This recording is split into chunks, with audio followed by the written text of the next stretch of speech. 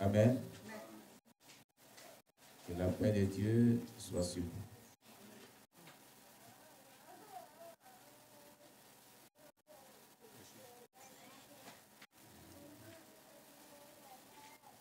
Alléluia. Que la paix de Dieu soit sur vous. Soyez tous bénis. Nous allons continuer notre culte. Et je voudrais surtout que chaque personne, véritablement, se dispose. Amen.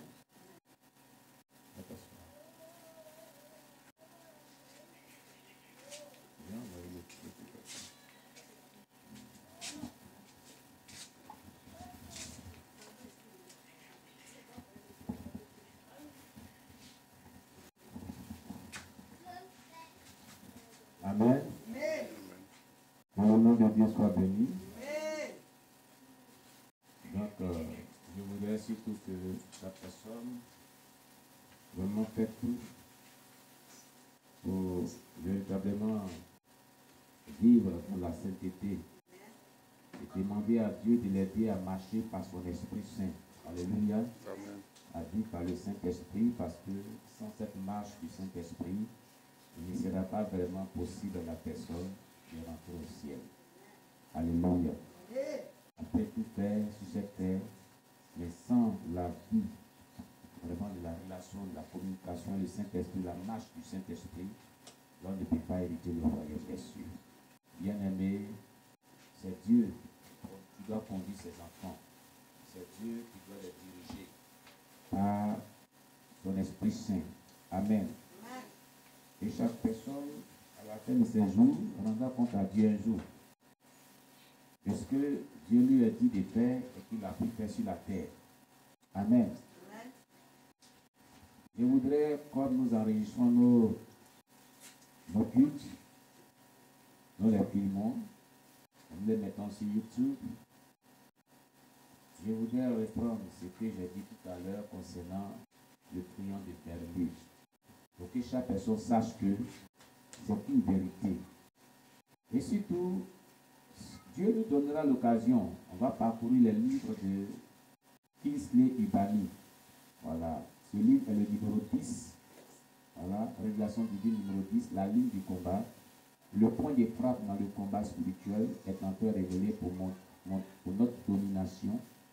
Connaître maintenant le mystère des activités et du fonctionnement du triomphe de Berlus, suivi des prières. Romains 16, verset 25 à 26. Amen. Et Kingsley Ubani est un homme de Dieu qui vit au Nigeria, que Dieu a fait la grâce de visiter le ciel et l'enfer plusieurs fois et qui nous donne véritablement ses témoignages. Je voudrais aussi encourager ceux qui ont de l'argent sur eux. Ils peuvent prévoir, je crois, pourquoi prévoir au moins c'est 2500, ou plus 2500 ou 3000 francs. Et ils auront tous ces livres que j'ai à ma disposition. On va aller les tirer pour eux. Alléluia. Là, ils auront les livres à leur disposition pour vérifier ces choses. Amen.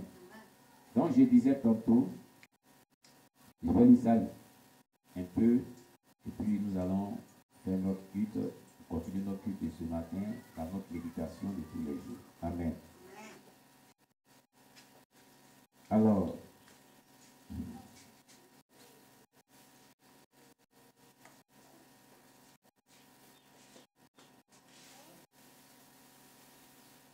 gloire à Jésus.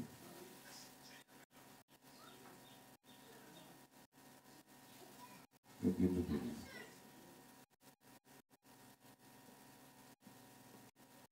Voici une dame.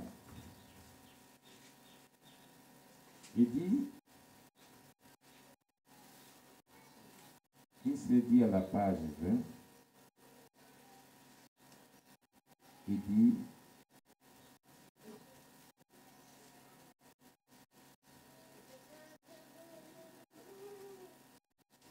la femme me dit qu'à moins que le père de la famille le dise à mes enfants la vérité sur ce qu'il avait fait sa jeunesse, qui constituait la raison pour ses enfants finiront aveugles. Savez-vous que lorsque je suis allé voir la famille et j'ai demandé au père de ses enfants de dire ce qu'il avait fait que ses enfants souffrent de la cécité, le père a refusé et nous a dit de vivre voir qu'il ne va pas le dévoiler. Je ne pouvais plus rien faire parce que la vérité doit être dite pour qu'il puisse être délivré et être libéré. Vous pouvez voir ici qu'une affaire a été ouverte contre cette famille et Satan pour qu'il puisse recevoir la punition de l'acte que leur père a posé dans sa jeunesse. La punition, c'est la cécité. Aussi, il y a eu une autre affaire. Cela concernant une femme qui était venue me voir à Abuja. Selon ses dires, elle était la responsable locale de l'Union Banque PLC à Abuja. C'est ma tante qui me l'a amenée. Elle m'a dit qu'elle était enceinte depuis plus de 2 ans. Alors, une femme qui porte une grossesse depuis plus de 2 ans. Écoutez très bien. Hein? À chaque fois qu'elle allait faire l'échographie, on pouvait voir que le bébé était toujours vivant dans son ventre et qu'il n'y a pas de traces de fibrome. Après l'avoir conseillé, je lui ai dit que j'allais chercher la source de son problème. Ce qui me plaît chez le pasteur Quintin va dire vraiment, c'est quelqu'un qui marche à le Saint-Esprit, que Dieu ne cache pas les choses. Alléluia. S'il te dit, je vais aller chercher la part de Dieu, Dieu va lui révéler forcément ce dont tu souffres et puis pourquoi et la solution à ton problème. Je vous conseille de pouvoir vraiment feuilleter ces livres, c'est très très très intéressant. Alors je commençais par prier en vue de trouver ce qui n'allait pas avec cette femme. Dans mes trouvailles, c'était le mari de cette femme même qui avait ouvert un dossier contre elle au tribunal des ténèbres, c'est-à-dire que dans le tribunal de Bernuy. Cela me préoccupa plus fort, plus encore. Je me demandais comment j'allais dire la vérité à cette femme, que son mari était le responsable de son problème. C'est une femme qui a fait son mariage, et depuis qu'elle a fait son mariage, elle a pris une grossesse son mari. Et cette grossesse-là, ça fait 2 ans, elle n'accouche pas. Et c'est sa tante qui a amené cette femme pour qu'elle lui prie pour elle. Donc il dit, bon, avant qu'il lui prie pour elle, il va demander à Dieu de lui révéler ce qui ne va pas avec cette femme pour qu'elle porte une grossesse de 2 ans. Et Dieu lui révèle que c'est son mari qui est à la base de ce mal, son propre mari. Je ne voulais pas être la source de querelle entre eux. Mais un jour, j'ai fait appel au courage et j'ai usé de la sagesse. Je lui ai dit au téléphone de demander à son mari ce qu'il savait à propos de sa grossesse, qu'il ne voulait pas lui dire. Voilà. C'était un choc pour elle. Elle ne pouvait pas croire ce qu'elle venait d'entendre venant de moi. J'ai dû me répéter plus clairement. Elle me demanda comment elle devait s'y prendre pour poser la question à son mari. La Bible dit la sagesse. La sagesse a l'avantage du succès. Ça veut dire quoi? Si tu veux avoir du succès, il faut être sage. Dans Ecclésiaste 10, verset 10. Notez ça très bien. Ecclésiaste 10, verset 10 nous dit la sagesse a l'avantage du succès. La sagesse nous donne le succès dans tout ce que nous entreprenons. Si on est sage, on va avoir du succès. Tout à l'heure, on va vérifier le passage dans la Bible français courant et puis parole de vie. Je lui répondis de préparer une gourmandise, c'est-à-dire un mets délicieux pour son mari et lui laisser le temps de bien le manger.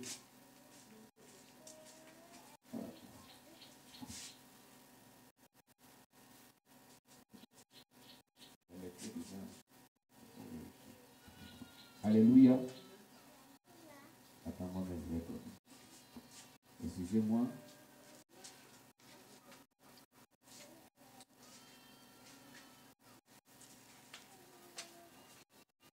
Alléluia. Je lui répondis de préparer une gourmandise, c'est-à-dire un mets délicieux pour son mari et lui laisser le temps de bien le manger pendant un moment. Mais surtout ne pas lui laisser finir le plat avant de lui poser la question. Dans le cas contraire, il ne lui dira rien. Elle fit exactement ce que je lui ai dit de faire. Regardez, quand tu viens voir un homme de Dieu pour un problème, et qu'il te dit, voilà ce qu'il faut faire, voilà ce qu'il faut faire pour que ton problème soit résolu, il faut le faire. Dans la Bible, il y avait un homme qu'on appelait Naaman le Syrien, n'est-ce pas? Qui était lépreux. Il allait voir le prophète Élisée. Parce qu'on lui a parlé d'Élisée depuis la Syrie. L'une de ses petites servantes qu'il avait pris des forces pendant la guerre, qui travaillait chez elle, lui a dit que s'il partait en Israël, il y a un prophète qui est là qu'on appelle Élisée, pouvait la guérir, pouvait le guérir. Quand il est allé, lui a dit, il faut te jeter 7 fois dans le Jourdain, tu seras pur. Il a refusé. Et en partant sur ce il a dit, mais si on te disait de faire quelque chose de plus difficile, il n'avait pas le faire, mais il faut te jeter en voie. Quand il s'est jeté, c'est là qu'il a eu la guérison. Il avait raté le miracle par son orgueil, par son entêtement, par sa désobéissance. Donc quand vous partez voir un homme de Dieu ou une servante de Dieu, toutefois qu'elle vous dira de faire quelque chose, par rapport à votre situation, faites-le pour que vous obteniez gain de cause. Gloire à Jésus-Christ. Le jour suivant, la femme m'appela et me dit qu'elle a posé la question à son mari. Ce dernier lui a répondu en lui demandant s'il lui avait dit de tomber enceinte lorsqu'il l'a épousée. Voilà. Et allez, hein, pendant qu'il mangeait, elle a préparé le repas, pendant qu'il mangeait, elle dit, mon mari, mais qu'est-ce que tu sais de ma grossesse que je porte que ça fait 2 ans?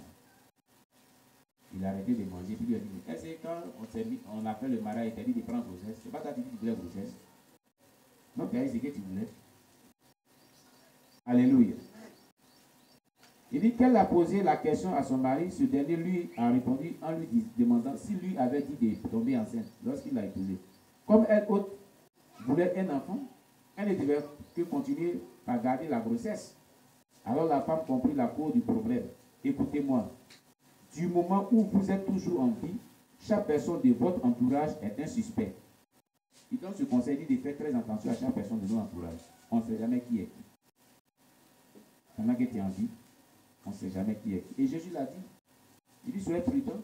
Et Jésus l'a dit, l'homme aura pour ennemi même les gens de sa propre maison. Jésus là-bas dit ça. Hein? C'est pour dire de faire très attention.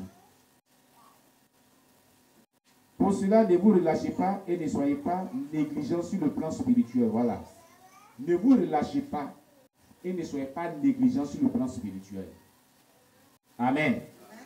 Priez sans cesse. Au fait, faites de la prière un devoir obligatoire dans votre vie. Voilà ce qu'il conseille. Parce que tu ne sais pas qui est qui autour de toi, même dans ta propre maison. Amen. Jésus a dit, l'homme aura les ennemis de sa propre maison. Donc il conseille aux gens de prier sans cesse. De faire de la prière son devoir. Amen. De prier sans cesse. Gloire à Jésus-Christ. Il continue et dit, laissez-moi vous dire ceci. L'ignorance est la clef de l'ennemi pour détruire. Et la stupidité se trouve dans le sein des idiots qui n'ont pas de soupape pour leur vie. Bon, soupape, c'est une nourriture nigérienne, une sauce, disons. Alléluia. Donc, l'ignorance est la clé de l'ennemi pour détruire. Quand tu ne sais pas des choses là, tu es détruit. La Bible dit dans Osée 4, verset 6, mon peuple est détruit parce qu'il lui manque la connaissance. Amen. Oui, mon peuple est détruit parce qu'il lui manque la connaissance. Osée 4, verset 6 le dit. Alléluia. Gloire à Jésus-Christ. Voilà. Et il dit, lorsque cette femme a écouté tout ce que son mari lui a dit, ainsi que la confirmation du fait que ce dernier est membre d'une organisation occulte, le monsieur l'a avoué que lui c'est un sataniste. Elle ne savait pas, c'était ses mariés. Vous écoutez bien. Elle me demanda ce qu'elle pouvait faire pour sortir de cette situation. Donc la femme lui a dit, bon, tu m'as dit ce que c'est passé, si elle posait mon mari, cela a été vérifié. Mon mari même m'a avoué qu'il fait partie d'une organisation occulte, c'est un occultiste, c'est un ritualiste. Maintenant, qu'est-ce que je dois faire pour sortir de ce problème, pour que cette grossesse qui date de 2 ans, je puisse affronter cet enfant? Parce que la médecine dit que l'enfant se porte bien, mais depuis là, il ne peut pas enfanter. Qu'est-ce que je dois faire? La solution pour son problème se trouvait dans le dossier que son mari avait ouvert contre elle. le mari dit que cette femme ne mettrait au monde que sur son cadavre. Vous comprenez bien?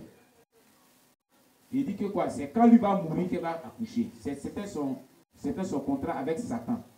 C'est ton pacte. Amen. Donc, elle doit choisir. Si elle veut vivre et l'enfant doit vivre, c'est que son mari doit mourir. Autrement dit, elle reste à la grossesse pour souffrir pour toujours et son mari, il continue de vivre. Si c'était vous, quelle solution vous allez trouver? Non, parce qu'on n'a pas encore dit quelque chose. On n'est pas encore arrivé. Amen. Alléluia. Gloire à Jésus-Christ. Alors j'ai demandé à la femme qu'au regard de ce que son mari a dit, si elle voulait donner naissance à son enfant, ce faisant, fera mourir son mari, ou si elle voulait toujours continuer par garder la grossesse et permettre à son mari de vivre. Elle me dit qu'elle aimait beaucoup son mari et qu'elle ne voulait pas le perdre. Vous voyez, je lui ai dit que cela soit ainsi et j'ai raccroché la peine. Je ne sais plus si elle a pu donner naissance au bébé ou pas. Vous pouvez maintenant voir ce dont je parle. Amen. Amen. Connaissez-vous la cause du problème que vous traversez? Je pose la question. Pouvez-vous dire ce qui est responsable des mésaventures que vous traversez de manière récurrente? C'est la raison pour laquelle vous devez vous engager dans une bataille contre les pouvoirs du triomphe de Bermude. Amen. Ce qu'il a dit là, c'est dans le triomphe de Bermude. Comment des pères authentiques de ces gens, on peut en douter pour dire que non, que c'est des conneries. La femme dit, le pasteur l'a dit juste après le contraire. Amen. Jésus-Christ m'amena du tribunal des ténèbres à la prison obscure. S'il vous plaît, gardez en tête que lorsque nous entrâmes dans le triomphe de Bermude, tous les démons qui ont vu Jésus-Christ commençaient par fuir. Ils ne pouvaient pas supporter sa présence à cet endroit. Il y avait une lumière qui émanait de son corps qui nous permettait de bien voir ce qui se passait là-bas. Quand nous arrivâmes dans la prison obscure, Jésus-Christ me demanda d'observer la place. Ce que j'ai vu. J'ai vu beaucoup de personnes dans des chaînes. Alors Jésus-Christ me dit, fils, ce sont les esprits des gens qui sont dans les liens de Satan. Ils attendent ici jusqu'au jour où ils seront tués. Tu peux vivre sur la terre pendant que ton esprit est enchaîné dans le monde obscur, les ténèbres. Et on appelle ça, tu vis dans une prison satanique. Et tu as besoin de délivrance. Tant que tu n'es pas libéré, ton esprit n'est pas délié là-bas. C'est pour ça que Jésus a dit, il dit, tout ce que vous délierez sur la terre sera délié dans les cieux. Et tout ce que vous lierez sur la terre sera lié dans les cieux. Le spirituel est en rapport avec le physique. Amen. Amen. Amen. Il y a des personnes qui sont dans les prisons sataniques du diable. Amen, amen. S'il était animé par un mauvais esprit qui l'avait trompé, cette histoire qu'il raconte ne serait pas vraie. Satan n'allait pas l'envoyer une femme qui vivait dans ce problème. Dieu n'allait pas lui révéler clairement ce que la femme dit et son mari n'allait pas confesser qu'effectivement il fait partie d'une loge satanique et que vraiment c'est elle qui voulait prendre grossesse, donc il a collé une grossesse de 2 ans. Et si elle doit accoucher, c'est son cadavre. Amen. C'est un fait authentique et qui est vérifié. Alléluia, qui est vérifié. Quand ils seront tués ici, la personne mourra physiquement. Écoutez, c'est lorsque tu es atteint spirituellement que physiquement, cela se manifeste. Parce que c'est le spirituel qui gouverne le physique. Le diable va te chercher. Les sorciers vont te chercher. Les sataniques vont te chercher. Mais tant qu'ils ne t'ont pas atteint spirituellement, là, tu pourras toujours triompher d'eux. Amen. C'est pour cela que nous ne devons pas jouer avec votre vie spirituelle. Et c'est pour ça qu'elle a conseillé que vous devez toujours prier.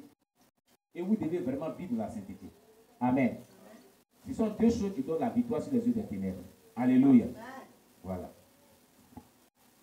Cependant, ce n'est pas que l'esprit de la personne va mourir parce que l'esprit ne meurt pas, mais Satan utilise l'esprit de la personne là-bas, c'est-à-dire dans le triangle de Bermude, pour manipuler la personne physiquement et la tuer. Il y a des personnes qui sont manipulées physiquement sur la terre. Tu dors. Quand tu dors, tu manges en rêve. Quand tu dors, tu roules dans tes songes à la réunion, avec des réunions des personnes. C'est qu'il y a un satanique qui manipule ton esprit. On appelle ça la sorcellerie inconsciente. Tu dors, tu te retrouves toujours avec des gens ensemble. Vous êtes à une fête.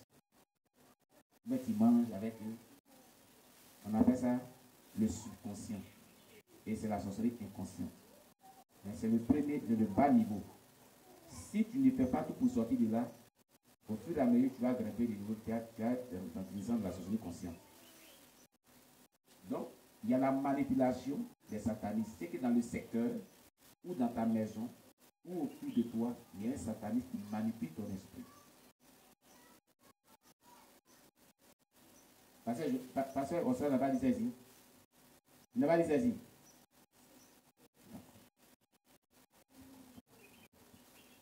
Il a servi Satan pendant 21 ans. Il était le 5e roi sorcier de toute la Côte d'Ivoire. Et le 16e roi sorcier de Lucifer sur le plan mondial. Il a été délivré. Il est venu dénoncer les œuvres des ténèbres ici avec nous pendant 3 semaines. Alléluia. Il a été avec nous ici. Il a dévoilé tout ça. Nous avons les vidéos, tout est là. Il dit qu'il y a une clé USB, on peut mettre tout dessus, aller écouter. Amen.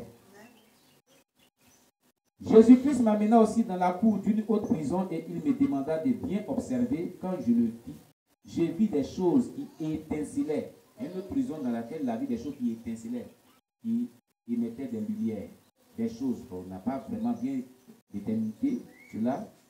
Il dit, elle était très jolie, ces choses étaient très jolies, belles et glorieuses, ayant de différentes formes, ça avait plusieurs formes. Jésus-Christ me dit, fils, ces choses sont les étoiles des gens et leur destinée.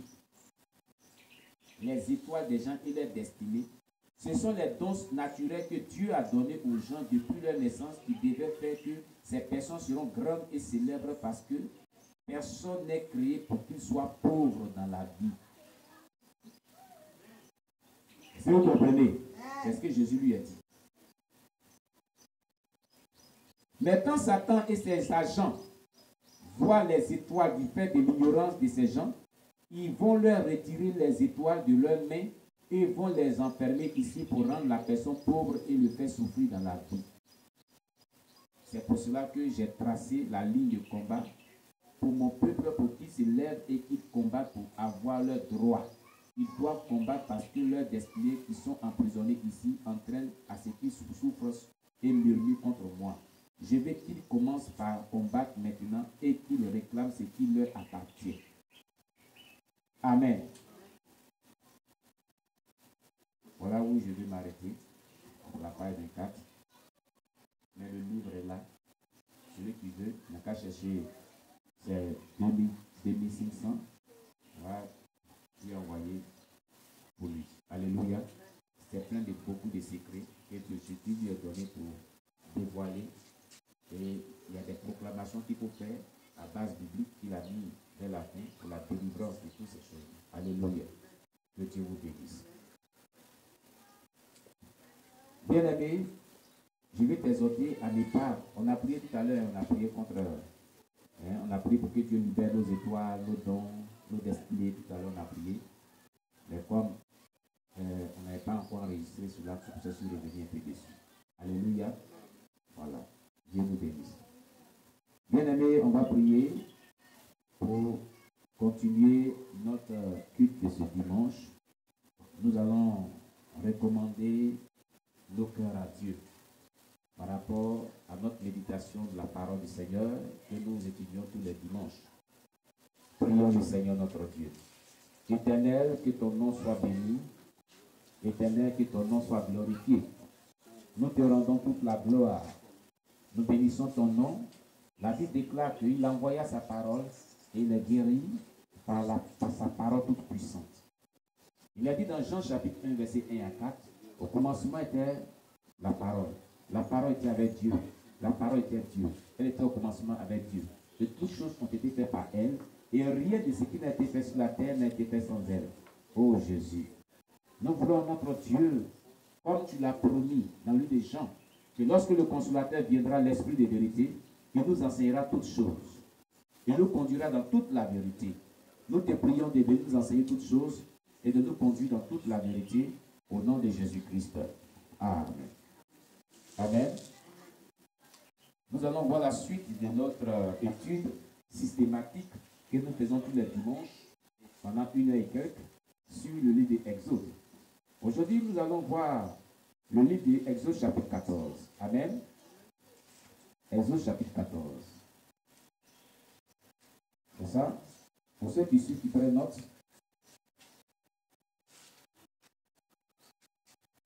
Exode chapitre 14, c'est ça, non? C'est la dernière fois qu'on avait vu Exode chapitre 13, verset 17 à 22. N'est-ce pas? Donc aujourd'hui, nous verrons Exode chapitre 14. Il est très long, c'est tout le chapitre d'ailleurs. Il n'y a pas de péricope qui en découpe, mais il est très long, c'est tout le chapitre. Exode chapitre 14, verset 1 à 31. Mais je vous avais dit qu'on devait lire dans le français courant ou parole de Dieu, le livre d'Ecclésiaste chapitre 10, verset 10, où on disait que, tout à l'heure dans le témoignage, on disait que, comment dirais-je, la sagesse accorde vraiment le succès. Le premier va lire Ecclésiaste 10, verset 10 dans le français courant pour voir, et moi je vais lire la parole de Dieu. Ecclésiaste chapitre 10, verset 10.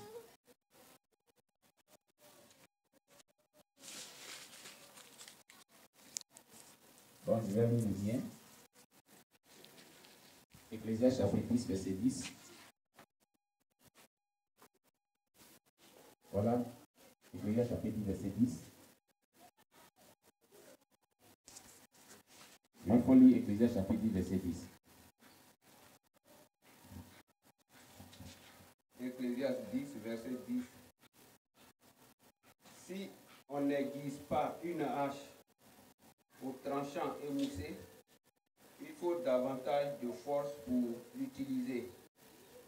En effet, la sagesse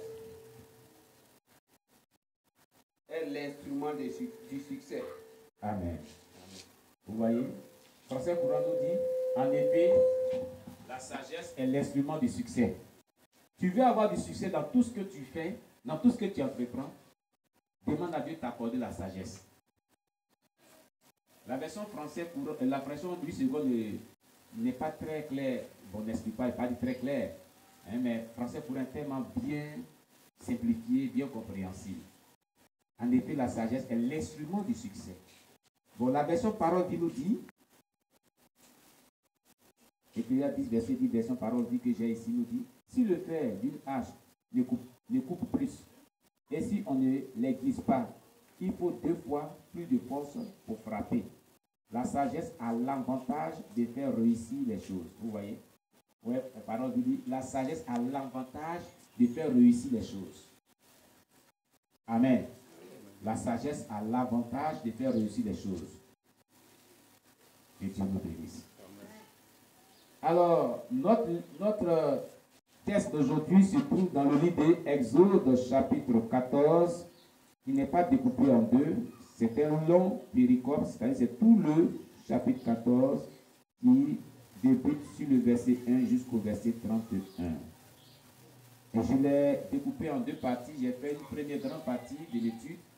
Je crois d'ici dimanche, on va terminer parce que si on fait tout ce chapitre, il est très riche. Donc, on va faire tout le culte. Il y a beaucoup de choses dedans. Amen. Alors, nous allons donc lire Exode chapitre 14, verset 1 à 31. J'ai fait la lecture, version 8 secondes. L'Éternel parla à Moïse et dit, parle aux enfants d'Israël qui se détournent et qui campent devant Pith-Hahiroth, entre Migdol et la mer vis-à-vis de Baal-Séphon. C'est en face de ce lieu que vous camperez près de la mer. Pharaon dira des enfants d'Israël qui sont égarés dans le pays, le désert les enterre. J'endurcirai le cœur de Pharaon et il les poursuivra. Mais Pharaon et toute son armée serviront à faire éclater ma gloire. Et les Égyptiens sauront que je suis l'Éternel, et les enfants d'Israël firent ainsi. On annonça au roi d'Égypte que le peuple avait pris la fuite. Alors le cœur de Pharaon et celui de ses serviteurs furent changés à l'égard du peuple. Il dit, qu'avons-nous fait en laissant aller Israël, dont nous n'aurons plus les services? Verset 6. Et Pharaon attela son char, et il prit son peuple avec lui. Il prit 600 chars d'élite et tous les chars de l'Égypte. Il y avait surtout des combattants. L'Éternel endurcit le cœur de Pharaon, roi d'Égypte, et Pharaon poursuivit les enfants d'Israël. Les enfants d'Israël étaient sortis la main levée. Les Égyptiens les poursuivirent, et tous les chevaux, les chars de Pharaon, ses cavaliers, son armée, les atteignirent campés près de la mer, vers Pit-Hahiroth, vis-à-vis des Baal-Séphon. Pharaon approchait. Les enfants d'Israël levaient les yeux, et voici, les Égyptiens étaient en marche derrière eux. Et les enfants d'Israël eurent une grande frayeur et criaient à l'Éternel. Il dit à Moïse, n'y avait-il pas des sépulcres en Égypte, sans qu'il fût besoin de nous mener mourir au désert? Que nous as-tu fait en nous faisant sortir d'Égypte?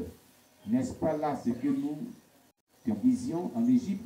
Laisse-nous servir les Égyptiens, car nous aimons mieux servir les Égyptiens que de mourir au désert. Moïse répondit au peuple, ne craignez rien, restez en place et regardez la délivrance que l'Éternel va vous accorder en ces jours. Car les Égyptiens que vous voyez aujourd'hui, vous ne les verrez plus jamais. L'Éternel combattra pour vous et vous gardez le silence. L'Éternel dit à Moïse, pourquoi ces cris? Parle aux enfants d'Israël et qu'ils marchent. Toi, lève ta berge, étends ta berge, et étends ta main sur la mer, et fends-la. Et les enfants d'Israël entreront au milieu de la mer à sec. Et moi, je vais endurcir le cœur des Égyptiens pour qu'ils entrent après eux, et Pharaon et toute son armée, ses chars et ses cavaliers feront éclater ma gloire. Et les Égyptiens sauront que je suis l'Éternel quand Pharaon, ses chars et ses cavaliers auront fait éclater ma gloire. L'ange de Dieu qui allait devant le camp d'Israël partit et alla derrière eux. Et la colonne de nuée qui les précédait partit et se tint derrière eux. Elle se plaça entre le camp des Égyptiens et le camp d'Israël. Cette nuée était ténébreuse d'un côté et de l'autre, elle éclairait la nuit. Et les deux camps n'approchaient point l'un de l'autre pendant toute la nuit. Moïse étendit sa main sur la mer et l'Éternel refoula la mer par un vent d'Orient qui souffla avec impétuosité toute la nuit. Il mit la mer à sec et les eaux se fondirent. Les enfants d'Israël entrèrent au milieu de la mer à sec et les eaux formèrent comme une muraille à leur droite et à leur gauche. Les Égyptiens les poursuivirent et tous les chevaux de Pharaon, ses chars et ses cavaliers entrèrent après eux au milieu de la mer. À la veille du matin, l'Éternel regarda le camp des Égyptiens et mit en désordre le camp des Égyptiens. Il ôta les roues de leurs chars et en rendit la marche difficile. Les Égyptiens dirent alors, fuyons devant Israël, car l'Éternel combat pour lui contre les Égyptiens. L'Éternel dit à Moïse, étends ta main sur la mer et les eaux reviendront sur les Égyptiens, sur leurs chars et sur leurs cavaliers. Moïse étendit sa main sur la mer et vers le matin, la mer reprit son impétuosité et les Égyptiens s'enfuirent à son approche, mais l'Éternel précipita les Égyptiens au milieu de la mer. Les eaux revinrent et couvrirent les chars, les cavaliers et toute l'armée des pharaons qui étaient entrés dans la mer après les enfants d'Israël. Et il n'en échappa pas un seul. Mais les enfants d'Israël marchèrent à sec au milieu de la mer, et les eaux formaient comme une muraille à leur droite et à leur gauche. En ces jours, l'Éternel délivra Israël de la main des Égyptiens, et Israël vit sur le rivage de la mer les Égyptiens qui étaient morts. Israël vit la main puissante que l'Éternel avait dirigée contre les Égyptiens, et le peuple craignit l'Éternel, et il crut en l'Éternel et en Moïse, son serviteur. Amen. Voici donc notre texte, il est si long, et nous allons le partager, je crois, en deux. Dimanche prochaine aura la suite.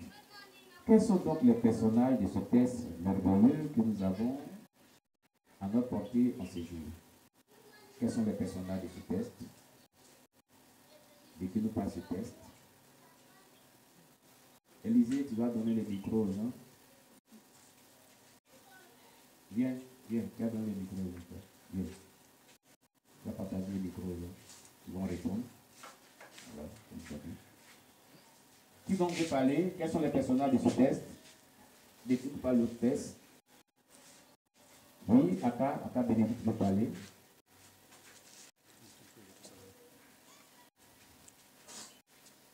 Il y a trois personnages. Trois personnages. Il y a les enfants d'Israël. Les enfants d'Israël. Les Égyptiens. Les Égyptiens. Et puis Moïse, le serviteur de l'Éternel. Moïse et Moïse, le serviteur de l'Éternel. D'accord. Oui. À l'Éternel aussi. Et à l'Éternel. Oui. Et puis encore. Il y a l'ange de Dieu. Amen. L'Éternel, Moïse, les enfants d'Israël, Pharaon, toute son armée, les Égyptiens et l'ange de Dieu.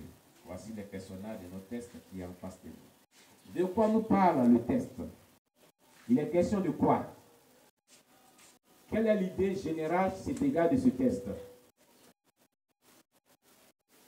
Quelle est la pensée principale de ce test?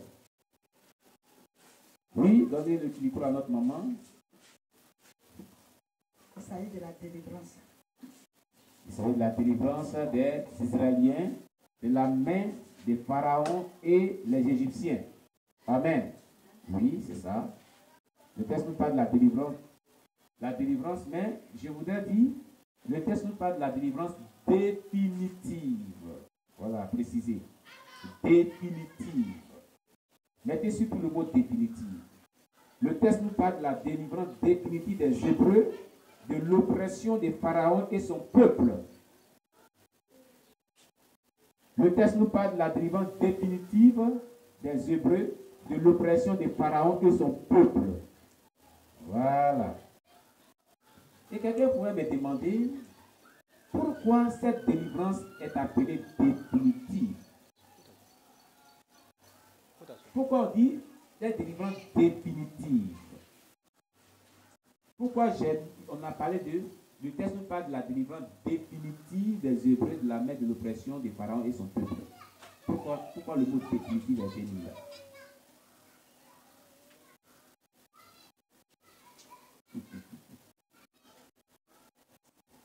Qui peut savoir? Oui, donnez à maman. Maman veut répondre. Derrière, maman pasteur veut répondre. Pourquoi on nous dit que c'est une délivrance définitive? Moi, je peux dire qu'ils ne seront plus esclaves en Égypte. Ils ne seront plus esclaves en Égypte? Oui, c'est ça. C'est acceptable. Amen. Tu peux dire autre chose aussi? Oui, Ézéchiel, donnez-lui le micro. Pour ceux qui ont bien suivi, vous allez bien trouver. Ce que maman dit, ce n'est pas pour. Mais il y a encore d'autres choses qui sont encore plus pertinentes. Pour toujours. Pour toujours. Oui. Mais c'est ça, définitivement, ça dit pour toujours. C'est vrai, mais pourquoi? Pourquoi c'est pour toujours sont délivrés? Oui, notre frère? Ils sont délivrés parce que l'oppresseur a été englouti dans l'eau. D'accord, parce qu'il a été englouti dans l'eau. Oui. Et il ne vit plus. Oui. C'est acceptable. C'est ça. Tu veux parler? Non, elle voulait parler. Elle dit c'est bon. Elle dit c'est bon. Ça arrête, voilà. Ok. Maintenant, écoutez la réponse qu'elle donne ici. Elle est appelée une délivrance définitive parce que lorsqu'on examine bien cette histoire que nous avons parcourue depuis au chapitre 14 aujourd'hui, lorsqu'on examine bien cette histoire des Juifs et des pharaons et son peuple, il y a eu 10 plaies qui symbolisaient des différents types de délivrance. Amen. Il y a eu 10 plaies. Dieu a frappé 10 fois les Égyptiens. Et à la 10e plaie, on croyait que c'était fini et que les Hébreux étaient libres désormais. La 10e plaie, Dieu avait frappé les premiers-nés, souvenez-vous, de tous les Égyptiens, y compris le premier-né de Pharaon, jusqu'aux animaux. Pharaon a dit, et le peuple a dit, allez-y enfin. de peur que nous-mêmes on meurt maintenant. Donc on croyait qu'ils étaient encore délivrés définitivement maintenant. N'est-ce pas? N'est-ce pas? Eux les a laissés sortir même de l'Égypte. Ils sont en train de partir, passer pour eux. Ils chantaient même en route des louanges. Les mains levées, ils criaient Dieu merci, tout le monde a délivré. Ils partaient, ils étaient heureux. Pharaon a fini de lâcher prise. Parce que son premier fils est né et il est mort. Donc on croyait que c'était fini. C'est pas ça? Mais regardez à nos grandes surprises. Voilà.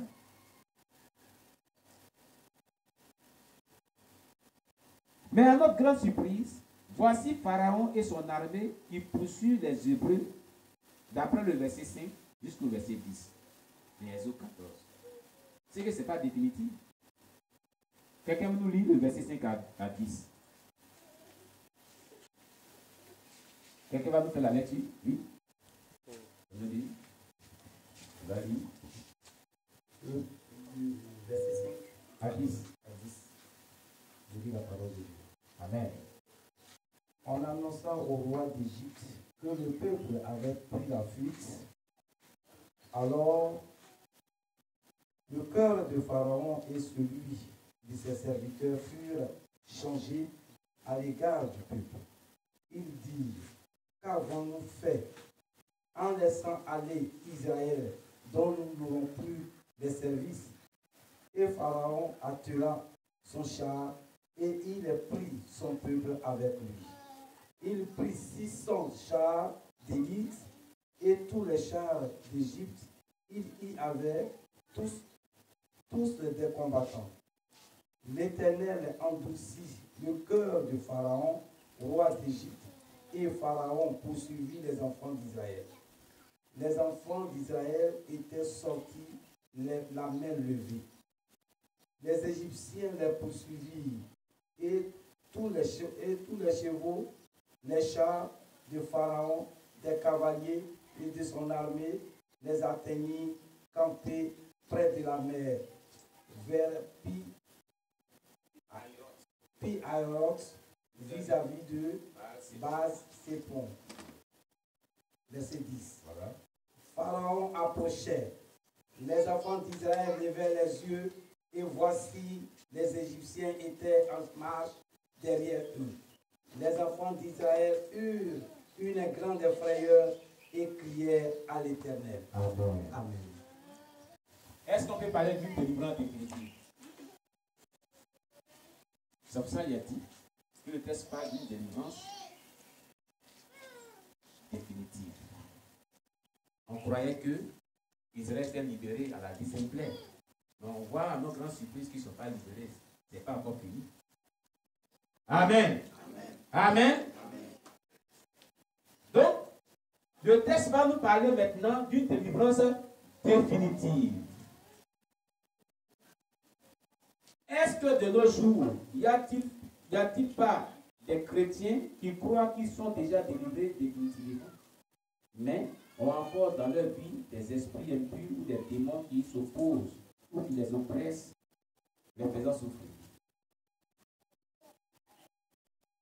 Il y a des gens qui croient qu'ils sont délivrés définitivement aussi. De la même manière qu'Israël croyait qu'ils étaient délivrés définitivement. Mais il y a encore toujours des démons qui les cherchent, qui les oppressent, qui les tourmentent. Bien-aimé, si ta vie spirituelle n'est pas encore définitivement libérée, alors là, la souffrance va toujours persévérer. Ta relation avec Dieu va connaître toujours des problèmes, des péchés qui sont répétitifs. Tu crois que le péché là, tu as fini avec ça jusqu'à quelques mois, ça revient encore toujours. Tu comprends tous les biens péchés, ta vie spirituelle n'est pas encore libérée. Si quelqu'un m'écoute très bien. Amen. Tu crois que tu avais fini un certain nombre de problèmes spirituels, mais tu les vois après un certain moment, ils refont surface. C'est la même chose, ils croyaient que c'était fini pour eux. Mais voilà Pharaon qui vient avec son armée encore pour les oppresser. Il y a des chrétiens qui pensent qu'ils sont libérés définitivement. Mais la délivrance n'est pas encore définitive. Comme les Hébreux. Amen, amen. Amen. Alors ces chrétiens ont dit qu'ils ont reçu une délivrance qu'on appelle une délivrance partielle. Ils ont besoin d'une délivrance définitive. Israël avait reçu une délivrance partielle, mais ce n'était pas encore définitive.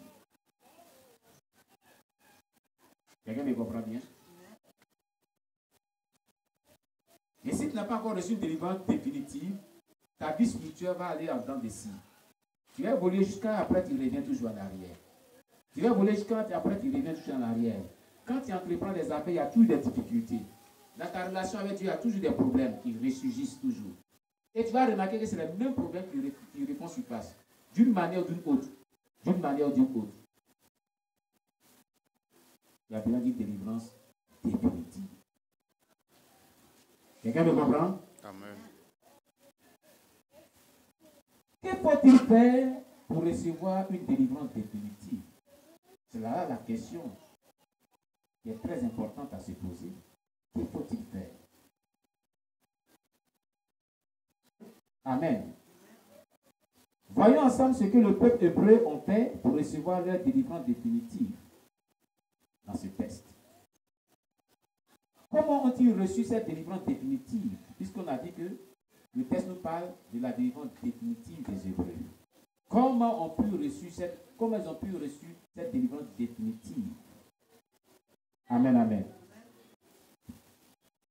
Qui veut répondre? Comment Israël a pu recevoir la délivrance définitive? Selon ce test. Je vous ai toujours dit que lorsqu'on voit un test, je vous donne tout le test à venir, étudiez-le dans la semaine, et puis revenez là, ça sera facile à répondre. Les gens ne font pas cela. Selon ce test, comment Israël a reçu la délivrance définitive? Comment ils ont pu? Puisque j'ai été délivré définitivement, de toute façon. Mais comment cela est arrivé? Qu'est-ce qu'ils ont employé comme méthodologie? Quel a été leur secret pour qu'ils soient délivrés définitivement? Et c'est ce que nous devons faire pour que nous qui avons des problèmes spirituels et qui croyons qu'on est délivrés définitivement, nous puissions atteindre la délivrance définitive. Nous aussi. Comment ils ont pu parvenir à la délivrance définitive? Amen, amen. Ils ont écouté Moïse. Qui était Moïse? Donnez le micro. Qui a le micro? Donnez le micro. Qui était Moïse qui a écouté Moïse? Moïse était l'envoyé de Christ. Moïse était l'envoyé de Christ. Il était leur berger. Il était le pasteur. C'était le peuple de Dieu. Il était le pasteur. Il était le berger. Il était celui qui était établi sur eux. Amen. Ils ont écouté Moïse. Mais en réalité, ce n'est pas Moïse qu'ils ont écouté. Ils ont écouté qui? Ils ont écouté qui? Prenez le micro. Ils ont écouté qui? Ils ont écouté Dieu. Comment ils ont écouté?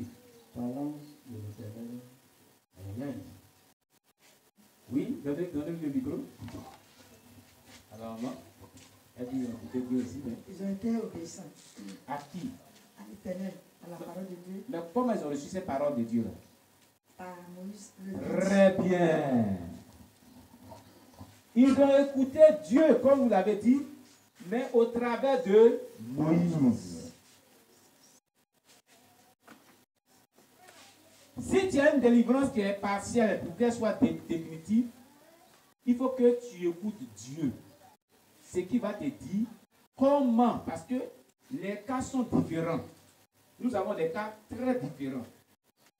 Des possessions, des oppressions démoniaques sont différentes. Amen. Amen. Donc, pour ton cas là, pour ton problème spirituel, la question que tu dois te poser, on va y arriver. Il ne faut pas y faire dénoncer mon étude. On va y arriver. Amen. Amen. Donc je vais répondre, comment ont-ils reçu cette délivrance définitive? Cela est arrivé par le fait qu'il y avait à leur tête un homme de Dieu qui entendait constamment et continuellement la voix de Dieu. Lui était soumis. Il y avait un homme de Dieu à la tête d'Israël qui entendait constamment, continuellement la voix de Dieu. Et lui était soumis à cette voix. Est-ce que vous comprenez? Je mesure bien le mot. Hein. Il y avait à la tête de ce peuple-là un pasteur, un berger, qui entendait constamment et continuellement la voix du Saint-Esprit. Et lui, quand il entendait la voix du Saint-Esprit, qui est l'Éternel, il lui était soumis. Voilà, tout est parti de la délivrance définitive. Amen. Toutefois, que Dieu lui avait parlé, il était toujours obéissant à ce que l'Éternel lui avait toujours dit. Cet homme de Dieu, du nom de Moïse, puisqu'il était l'intime de Dieu, il était l'intime de Dieu, c'est-à-dire l'ami intime de Dieu. Parce qu'il était toujours soumis à Dieu. Quand tu es toujours soumis à Dieu, Dieu fait de toi son ami intime. Amen. Dieu a jugé bon de ne rien lui cacher de ce qu'il a toujours jugé bon de faire dans le futur. Quand tu es l'ami intime de Dieu, Dieu ne te cache rien de ce qu'il va faire dans le futur. Son plan d'action futur, il te le dévoile toujours. Comment il juge bon de travailler, il te le dit toujours. Amen. Amen. Il avait donc une onction prophétique que Dieu lui avait donnée parce qu'il était soumis à Dieu et que Dieu avait fait de lui son ami intime. Dieu lui avait donné une onction prophétique. Cette onction prophétique t'amène à connaître ce que Dieu doit faire dans le futur. Parce que la prophétie annonce les événements futurs. Comprenez-vous ce que je suis en train de dire? Voulez-vous être l'intime de Dieu? Voulez-vous savoir ce qui doit arriver dans vos vies à tout moment? Faites tout pour entendre la voix de Dieu. Et lorsque vous entendrez la voix de Dieu, développez une relation de communication avec le Saint-Esprit. Et tout ce qu'il vous dira de faire, obéissez à cela. Il fera de vous un ami intime. Il ne vous cachera pas son plan d'action dans le futur pour les gens, pour votre vie, pour votre nation, pour votre famille, pour n'importe qui. Il va vous révéler sa vie future. Quelqu'un m'a compris? Amen. Quelqu'un m'a compris? Amen.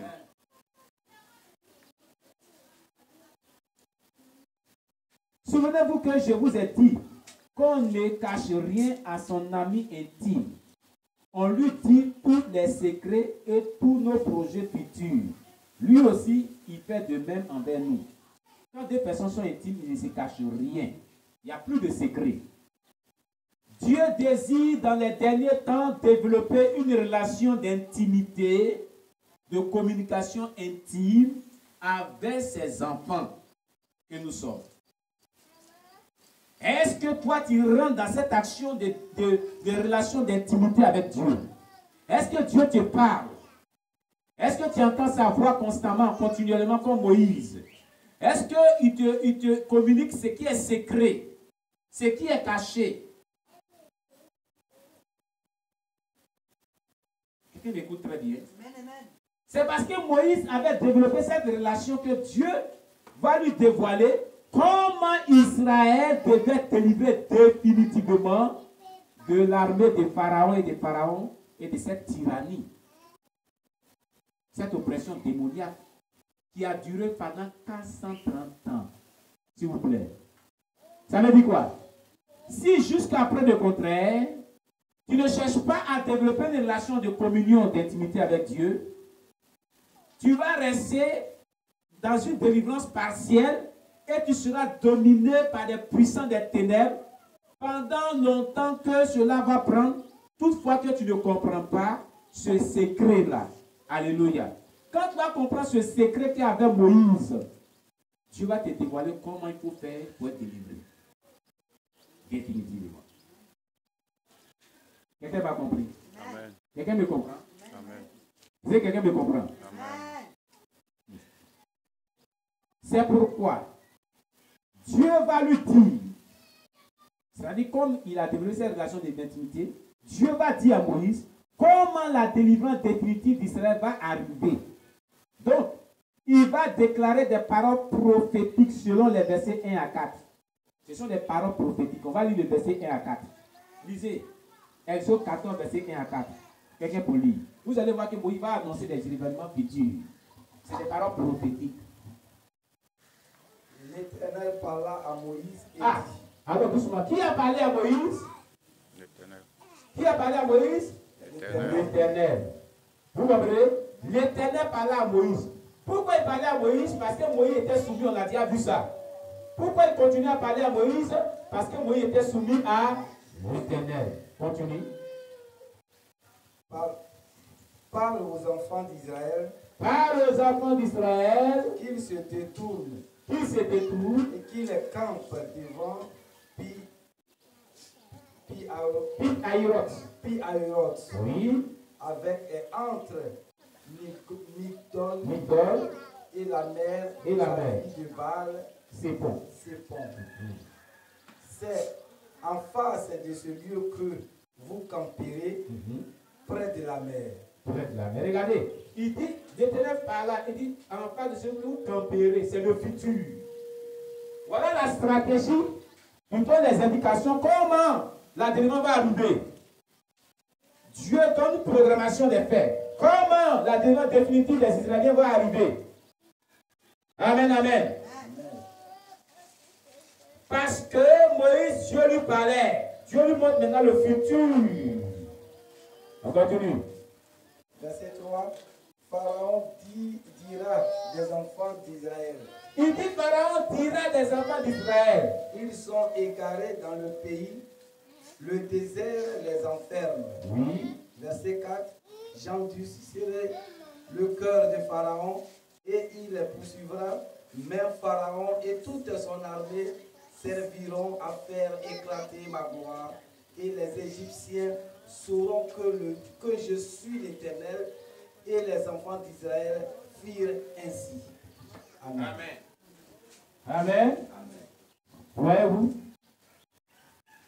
Dieu lui a montré le futur. C'est parce qu'il n'a pas dit que les enfants d'Israël et les pharaons son armée va faire que ma gloire va éclater. Ça veut dire que ma délivrance va arriver. Il a dévoilé son plan d'action à Moïse. On va libérer le peuple. Il a dévoilé. Où la délivrance va se passer avec précision. C'est là que vous serez. Là où vous allez camper, c'est là que je vais manifester ma gloire. Pharaon va vous poursuivre. Il va dire que moi je vais en poursuivre son cœur. Il va dire qu'ils sont perdus. Il va venir vers vous. Il va chercher à vous rattraper. Il va chercher à vous faire du mal comme habituellement. Et là, définitivement, il va me servir d'éclater ma gloire définitivement. C'était des choses qui devaient arriver qu'il a annoncées. N'est-ce pas? Amen. Voyez-vous l'importance de pouvoir développer des relations d'intimité avec Dieu? L'importance de pouvoir vraiment marcher avec Dieu. Galates 5, verset 25 qu'on est en train d'étudier, on est en train de prêcher dessus, dans le livre sur la marche avec le Saint-Esprit. Galates 5, verset 25 nous dit, si nous vivons par l'Esprit, marchons aussi par l'Esprit. Tout chrétien a droit de marcher par le Saint-Esprit. Amen, amen. Amen, amen. Amen. Voulez-vous voir la gloire de Dieu? Voulez-vous que Dieu vous délivre définitivement? Entretenez une relation d'intimité avec le Saint-Esprit. Développez cette relation par votre vie de soumission à ce qu'il vous dira chaque fois de faire. Dieu ne vous cachera rien du futur qu'il annonce et de ce qui est caché dans la vie des gens du passé. Vous serez son intime. On ne cache rien à son intime. On lui dévoile tous les secrets. Voilà Jésus-Christ. Amen. Est-ce que Dieu parlait directement à chaque membre de son peuple à ce temps de Moïse? C'est la question qu'il lui posait. Est-ce que Dieu s'adressait directement à chaque personne qui était au temps de Moïse? Face à face. Oui. Non, Dieu ne s'adressait pas individuellement à chaque membre Du peuple juif à ce temps. peuple juif. Pourquoi? Il passait par qui? Il passait par Moïse. Moïse. Alléluia. Regardez, à leur temps, Dieu ne s'adressait pas directement à chaque membre du peuple de Dieu. Mais Dieu utilisait toujours son serviteur Moïse ou Aaron pour aller donner des instructions qu'il devait dire au peuple. Alléluia. De nos jours, est-ce le cas? Est-ce que de nos jours, c'est la même méthode que Dieu emploie? Quelqu'un pour répondre au micro? Puisqu'on enregistre. Oui, j'ai mis ma. Dieu parle au leader et puis il parle aussi au peuple. Amen. Individuellement. Individuellement. Regardez, nous avons plus la grâce de Dieu que le peuple qui était au temps de Moïse. Au temps de Moïse, le peuple n'avait pas fait grâce d'attendre la voix de Dieu directement. Il fallait que Dieu parle à Moïse ou à Aaron. Mais de nos jours, nous avons la grâce d'entendre la voix de Dieu directement. Il parle aux leaders, les pasteurs, et il parle aussi au peuple de Dieu directement. Il n'y a pas d'intermédiaire. Et c'est nous qui négligeons notre relation avec Dieu. Je vous assure, si ce peuple était à votre temps, à notre temps, là, ils n'allaient pas négliger leur relation avec Dieu. On est trop incrédule. Oui, ce que tu veux dire, c'est faux. Nous, on a plus de grâce que eux. Eux, là, avant d'entendre la voix de Dieu, on va mourir. Dieu a dit quoi aujourd'hui? Sous l'ancienne alliance, dans l'Ancien Testament, le peuple a consulté le voyant. Le prophète, on l'appelait le voyant. Pour comprendre ce que dit Dieu par rapport à des situations. Mais nous, là, nous avons la grâce de lui parler directement. Et nous répondre directement. On est plus bénis que eux. Mais notre vie spirituelle est misérable que leur vie spirituelle. Agathe, il rit. Agathe, il rit. Vous voyez? Pourquoi? Pourquoi notre vie est misérable? Cela se situe dans l'obéissance. C'est l'obéissance. On est très incrédule que ce peuple. Aka veut dire quelque chose, donne-lui le micro. Aka te dit.